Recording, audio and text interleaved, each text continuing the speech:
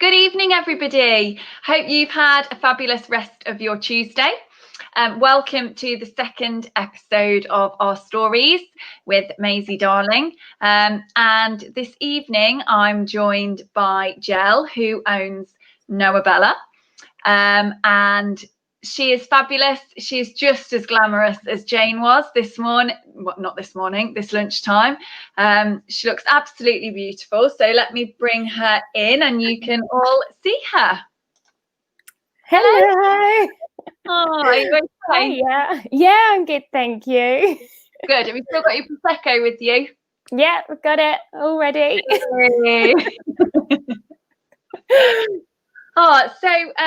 Jel, do you want to start by just telling us a little bit about yourself and your story, how you've got to where you are today?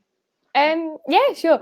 So I've always loved weddings, always loved weddings since I was little. Pretty much always been drawing wedding dresses, planning weddings. It's always been my thing. So I've kind of been known in all my friendship groups as the weirdo that loves weddings. And then when I was 16, I started working in an art gallery and I got put in touch with stationers, and that was my first glimpse of actually the wedding life.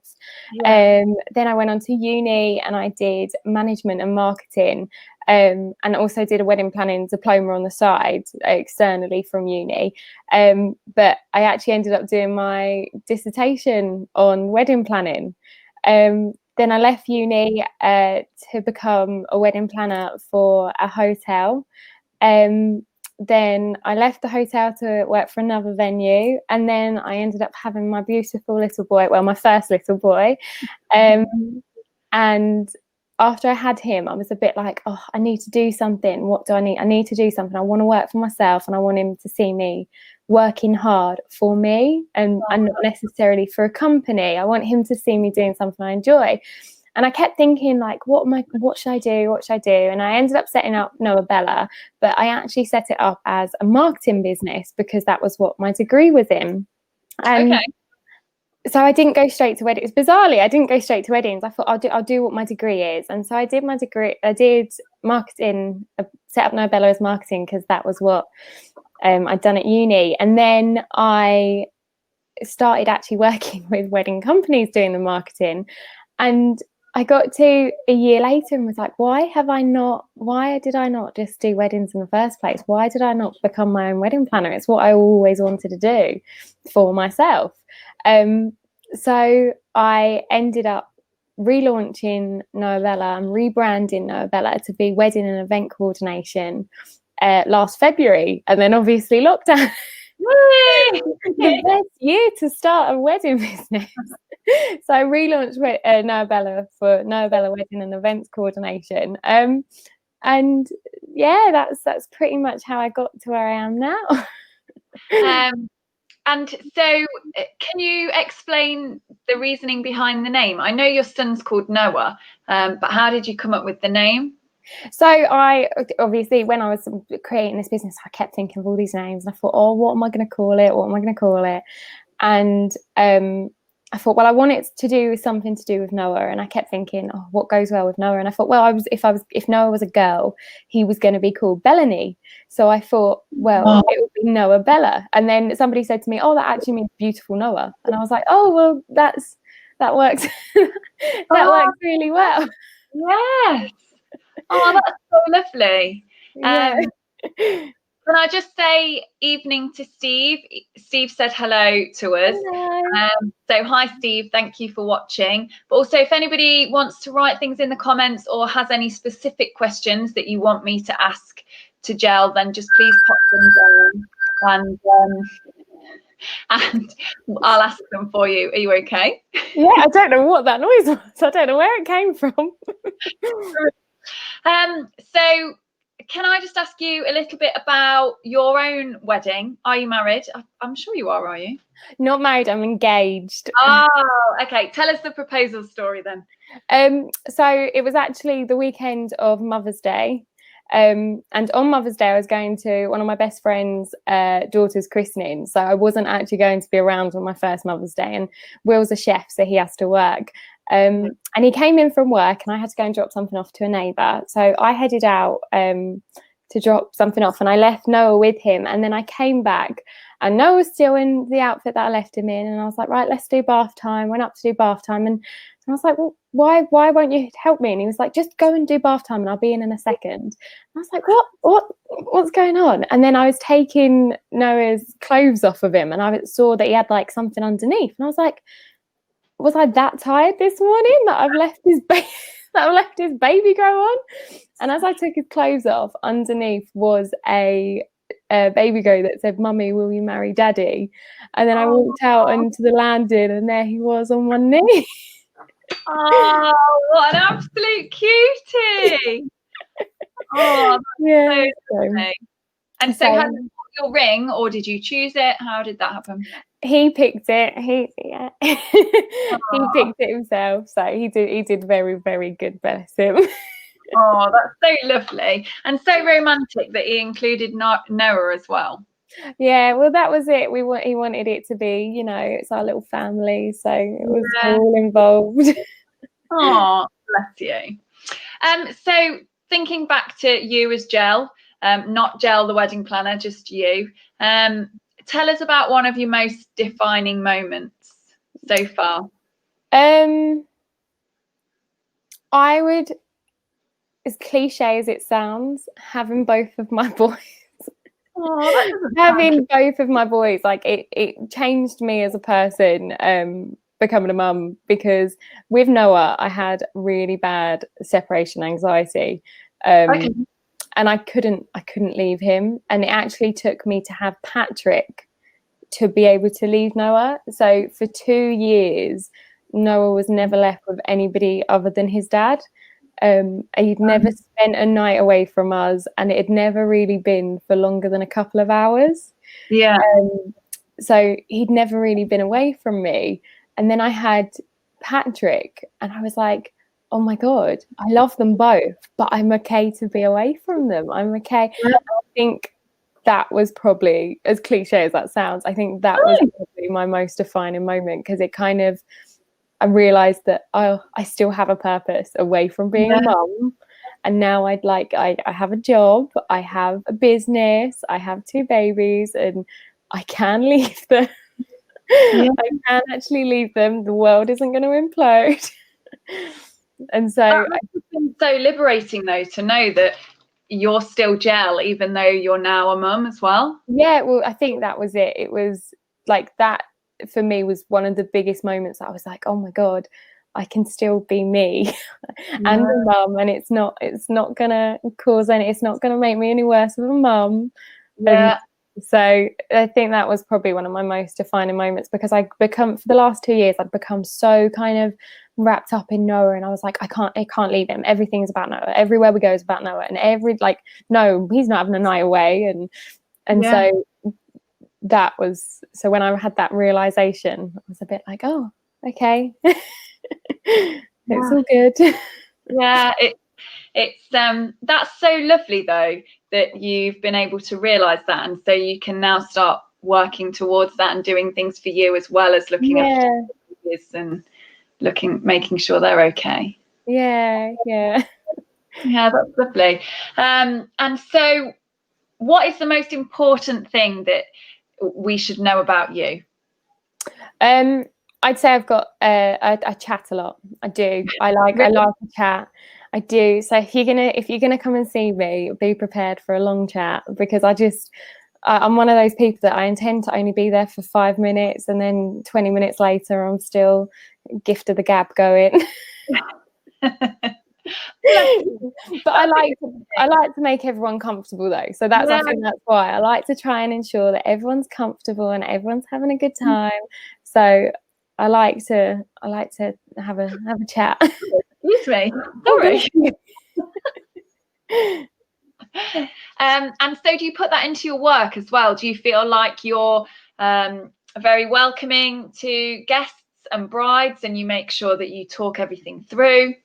I'd like to think so. I'd like to think that that's the perspective people have on me. But yeah, I do try and make everyone feel at ease as much as they can, whether that's, you know, sitting there talking about everything other than their wedding until they're comfortable enough to sit down and talk about all about their wedding, because your wedding is one of the biggest days of your life. So you want them to be in the most relaxed space. You don't want them to be saying things that they feel like they have to say to somebody that's in the industry.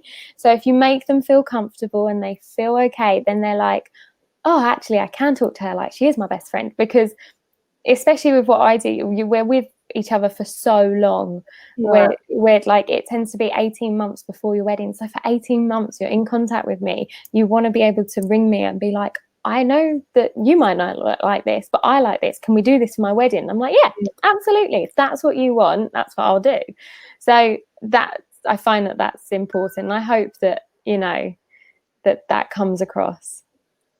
So what are you most looking forward to this year? I know it's not started great with the lockdown, but do you have any plans? Are you excited about anything? What are you working towards? Well, so we have the wedding fair in a box happening next month, which is exciting. So it is I was determined this year that regardless of lockdown, it wasn't stopping me. So whether I was doing a wedding fair, I was doing it either somewhere or virtually somehow. I was doing it. So we've got a wedding fair in a box next month happening, which is pretty much bringing all the elements and the excitement of a wedding fair that you'd normally go to someone's home. So it's all COVID friendly. I'm also looking forward to, I've got a few weddings for on the day coordination in the summer, and I've actually got one in November as well. I love a winter wedding. And so I'm kind of I'm trying to ignore the fact of COVID at the moment and just think that, you know, we're all working together. This is why we're in lockdown, so that we can get to these dates and we can get to all of this. So that's what I'm trying to just be happy and positive about at the moment. Oh, that's lovely. No, that's so many lovely things to look forward to, that it's worth it, isn't it? To be able to achieve those things. It's lovely. So what are you reading at the minute? Do you read? Yeah, I do. Well, I used to. I've got 2 boys now. But I am currently reading am I allowed to say it? It's a bad word. Am I allowed to say it on here? Yeah, it's fine. Okay. Shagged, Married, Annoyed from Chris and Rosie Ramsey. They did a book from as a spin-off from their podcast. And I think they're brilliant. I think they're absolutely hilarious. And so it's such light reading. Yeah. It's a great comedy. And is it good? Would you recommend it? Oh, I would. If you because the thing is, I can't really get into anything, like I can't get into any novels at the moment, especially with the boys, because I just don't have the time. Whereas this is like a pick it up, read a couple of chapters, have a proper giggle, put it back down, and I don't need to necessarily remember exactly where I left off. So it's a good one. So and that's sorry. Oh, no. It's just going to say, for any parents that need a little escape from realism, it's great. It sounds really light-hearted as well, especially what we need right now. Yeah, that's it. It's a great pick-me-up. It really is. Yeah. And have you been binging any box sets over COVID? I love Grey's Anatomy, and I've probably watched it about 10 times. Back to beginning to end. That and Friends, and I actually ended up watching Friends during my labour with Patrick. Which episode? All of them. I was in labour for like 18 hours. Oh my God. At least that got you through. Oh, it did. It was brilliant. Cups of tea and Friends, and got me through. Grey's Anatomy, because I started watching Grey's Anatomy during the labour, and I was like, I think this is a bit too intense. Yeah. Something light-hearted. So it was Grey's Anatomy and Friends are my favourite binge-worthy box sets. But I did watch Bridgerton, like Jane said earlier. Did you? I haven't watched that. Is it good? It is really good. I did tune in and think, I don't know if this is for me. And then I ended up getting so hooked on it, it took me 2 days to binge it. Because it's by Shonda, isn't it, that does... Yeah, I think that's why I persevered, because at first I wasn't too sure if it'd be for me, but I saw that it was from the makers of Grey's Anatomy, so I was like, oh, I'll keep going and see what happens. I'm so glad that you like Grey's Anatomy. It changes your life, doesn't it? Oh, I believe that I am I am part of their I do. life. I feel like I know them. I feel like I know them all personally. And I don't know why, but they just enjoy killing people off on that show. So whenever anybody dies, I feel like I've lost someone. I know. It's awful. It really is. It kind of educates your life, though. I think I live by some of the things that they teach you. Exactly. And then I end up thinking that I'm a doctor as well. So like my mum will tell me something's wrong with her and I'll be like, oh, that's this. And she'll be like, what? What are you on about? And it's like the worst possible thing that it could ever be, because they only ever have nightmares. Really dramatic scene. Yeah. Right, for all of the viewers that don't like Grey's Anatomy, maybe we should just move on. So to finish off, what is your one piece of advice, life advice or wedding advice, that you'd like to leave everybody with? So I actually said this to my partner yesterday. It's to basically, like, if you're in a situation where you feel frustrated or it's especially difficult at the moment to feel angry, frustrated with somebody, a company or a person, imagine that person that you've got your anger and frustration directed at is actually a loved one, and you'll be a lot more forgiving. And I think if we all kind of had that perspective, we'd have such a nicer environment to live in, because there's nothing worse, is there, than, you know, getting a complaint or getting somebody having a go at you, or, you know, an angry driver on the road. Whereas if it was a person that you loved who was doing that, you'd be like, oh well. That's so true, actually. I've never thought of that. Yeah, I actually said it yesterday to Will, and I was like, oh, I think maybe, you know, if you get cut up by somebody on the road again, imagine it's me, and you'd be a lot more forgiving. Yeah. I'm not sure that my husband would. I think he'd be worse. But... Yeah, well, we could try. Yeah. No, that's lovely.